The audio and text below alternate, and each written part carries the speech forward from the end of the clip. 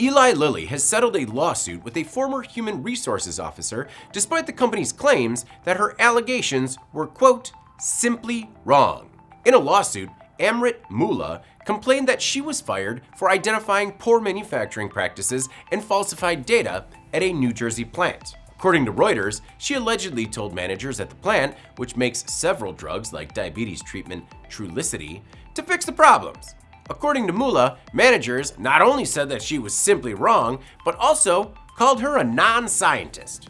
The pharmaceutical giant was running out of time to finalize the settlement after the tentative agreement was reached a couple of months ago, and it looks like the two parties finally came to terms. Eli Lilly admitted no wrongdoing and won't comment on the settlement, and the former employee is rather tight-lipped as well. However, it looks like Mula wasn't entirely wrong. FDA inspectors have found a number of problems at the plant, like unaudited quality control data that had been deleted and drug batches thrown away without a proper internal investigation to prevent future problems. However, the company is working with the FDA. I'm David Manti. This is Manufacturing Now.